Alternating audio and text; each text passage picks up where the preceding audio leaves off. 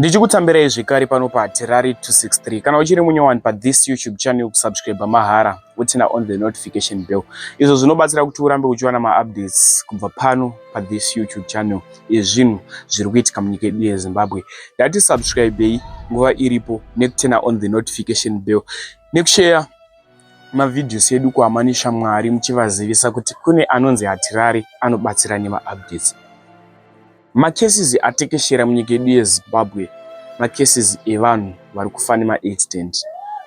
Taibvunza kuti zvopedzwa nei, asi vazhinji vachiona vamwe vari kuzvikonzeresera vega, hadzisi nyaya dzeroad. Regai nditange ndakuzivisai update iyi. Pane murume uyo anga achifamba nengoro yake yemadhongi.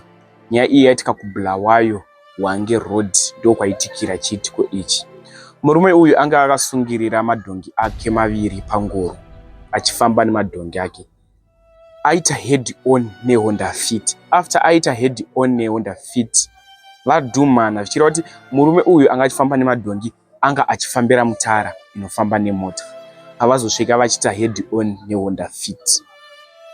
Kutaura kunoku, murume anga achifamba nengoro yemadhongi ari muchipatara, akuvara zvakaipisisa. Ndiro pic ramuri kuona pascreen iro, tangobuditsa Honda Fit yacho. Ndiro pic ramuri kuona pascreen apa. Ndinokumbura kuti nyore mucomment section kuti get real soon kune murume uyu anga achifamba nengoro yemadhongi. Takatarisa nyaya iyi apa tinoblema uyu anga achifamba nengoro yemadhongi, nekuti ngoro yemadhongi haifaniri kufamba munofamba nemota. Hakuna zvakadaro zvaaita zviri wrong.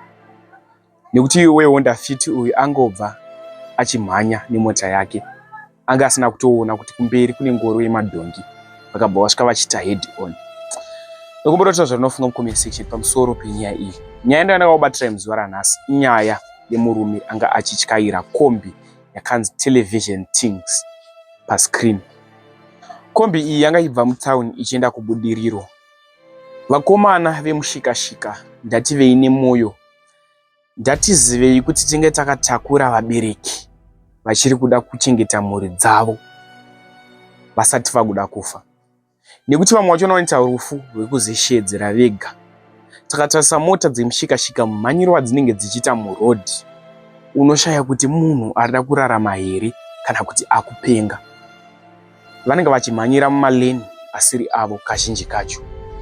Kombi iyi inonzi Television Things pascreen.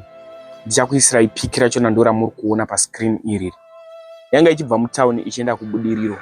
Chazopa kuti driver uyu atorwe video nevabereki vanga vari mukombi umu inyaya yekuti apinda mulane isiri rake. After apinda mulane isiri yake, audzwa kunzi apa ndiwe wanga uri wrong, wakata gonyeti kodai tadhumwa. Ndo paatanga kupikisa achita nharo nevabereki zvichinzi inini ndandiri correct, wegonyeti anga ari wrong. Asi iye wekombi ndiye apinda mulane risiri rake. Vabereki vabva vamutora video iri kusekuleta mumastreets esocial media, ende vanhu vari kutaura zvakasiyana siyana kumurume uyu kuti ndatorerwe license, haadhiserve kupiwa license munhu akaita seuyoyo. Ndinokumbura kuti zvanofunga mucomment section pamusoro penyaya iyi. Uri iwe uri kuitonga, ungamutonga sei driver wekombi uyu? Anga atochekeresa vabereki, Mwari ndovapindira. After aita zvinhu zviri wrong, atanga kuudza vabereki kuti inini ndiri correct, wegonyeti ndiye ari wrong. Zvazopa kuti vabereki vaite hasha, vakamutora video rakaziviswa isusu vatori venhau. Ndosaka ndazokuradzai video radriver achitaura kuti inini ndanga ndiri correct. Asi murume uyu inini pfungwa dzangu anodhiserva kutorerwa license, nekuti paifa vanhu vakawanda dai angodhumwa paakata gonyeti achipinda mulane risiri rake. Kashort video kanzwi.